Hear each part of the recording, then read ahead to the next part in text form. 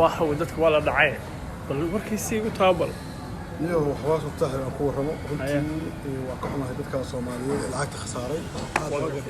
forex ma dhacdo waqf forex trading waa suuqa ugu weyn adduunka xagga online-ka ah waqf dadweynaha oo dhan baa ku shaqeysta waqf laakiin dibka haysta marka arkay sida ay u khasaareen iyo wiilka Soomaaliga sida kulay Facebook ama mataqaana wasaabyada ordaya runtii forex ma dhacdo waa shirkad adduunka jirta forex trading weyn dibka jira waxa weeye Soomaali haday nahay qof cilmi boosiya oo wiil ama laba wiil wax soo yar fahmay ayaa wiil dhalinyaro oo cilmi boosi ah oo wiil ama laba wiil loo soo dhigay in ummadii lacagta ka soo aruuriyo oo yahay suuqa lacag weyn taala laakiin lacag iska taala maaha adduunka hadii lacag iska taala qof ugu raadsan lahaa laakiin waxa u baahan tahay cilmi iyo waxa u baahan maalayo qof waliba iskama geli karo ama wiilka laba wiil taan noqdo kuma tirin garan karo ama lacag kama samayn karo waxa u baahan tahay in la istiraatiijiyo suuqan faa'iido khasaarna waa leeyahay laakiin marka aan arkay ummadda Soomaaliyeed si hadda u jirto sida Soomaaliyeed muddo ama inuu sameeyo islaan inaga ugu filan qofka wax maqlaya inaga ugu faafeen saddex Soomaali oo dhan waa weekend la sanad ku dib hadlayaan forex sida loo fahmay sida suuqa laga kala duwan tahay ma suuq wiilka laba wiil lagu barko aqoon la'aan bal leedahay runtii waa aqoon la'aan baan maxmedow marka waxa leedahay maadaama adigu aad meesha ku jirto oo kamid tahay yani dadka aqoonta u leh ama meesha ka shaqeysta tahay maxay tahay sababta uu soo gaarayay Soomaalida kaliya dhiinka runtii suuqan uu inta ku jiray inta midada ku jiray runtii dad badan oo Soomaaliya oo kooban oo ila cilmi badan way jiraan dad badan oo kale oo ajnabi way jiraan suuqan aan waxaan ku talinayaa ummadda Soomaaliyeed inaan la degdegin qofka aad maalkaaga ay soo dhiibay aad u dhiibaysid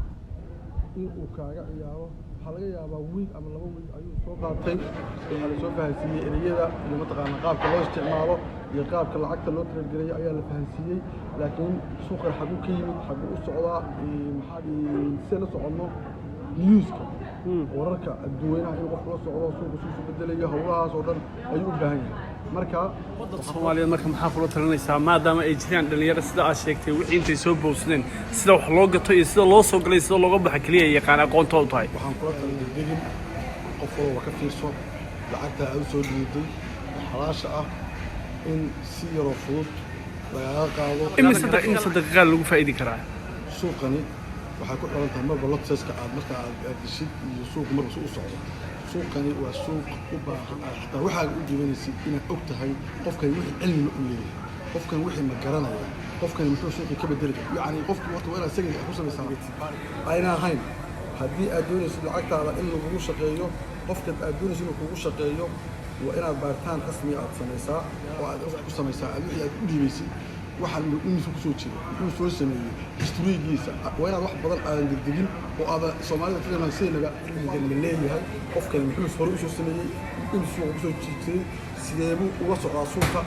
yani maaha $10,000 bishii $10,000 ba dhibaysaa $10,000 ba lagu soo celinayaa waxaad qof walba isagoo ordaya oo isleeyahay laga hormarin lacagta qofka lagu tuuraya qofka Dr. Ahmed waxaan ku weydiinayaa oo aad yani taladaadii waan maqlay aad baan ugu mahadsantahay yani maanta ma socod marka waxaan leeyahay niyahow lacagtaada qof walba lacagtaada xalal degdeg lacagtaada iyo sahal kula noqon suuqan aniguna naftirkaygu waxa weeye inay dhageystaan waxaan u gudbinayaa yani danta igu jirta waxay tahay yani hadalkaaga hadal meel dheer buu ku dhacaa Dr. Ahmed oo oran karaya waxaasaad bishii helaysaa runtii haddii jiraan adduunyada oo dhan ba gelina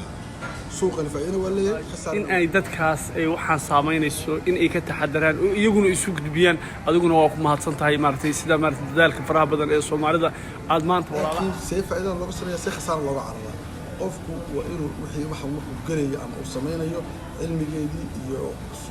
fahanka suuqa yani aqoontaadii wixii ahayd thank you so much for Allah sharfo xil aan gaarin oo doctornimo ama wasiisaba runtii anigu kaliya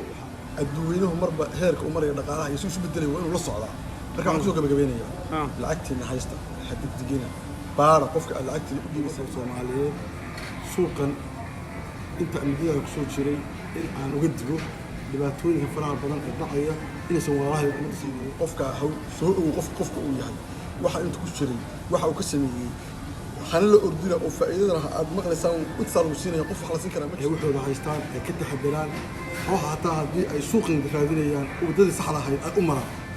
qol wada oo sax ah jira marka xukunta wadada sax ah faa'iido wala khasarna wala rutaan ku idin sheegaya walaalayaal ka taxadira haddii aad doonaysaan dhibaatada walaalada xalay ku dhacday in ilaahay ka badbaadiyo inta ay ku dhacdo intii dhibaatadaas ku dhacdana waxaan leeyahay ilaahay ma taqaan ha fududeeyo meel kale keen doonaan inta aan wali suuqan lacagteeda geelina waxaan ku talinayaa idinka oo degan maskaxdiina joogto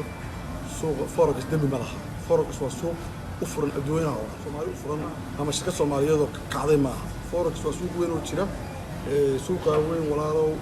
adoo degdegin qofkana waxa uu dhiibay hadda adigu doonaysan cilmiga adigu raadso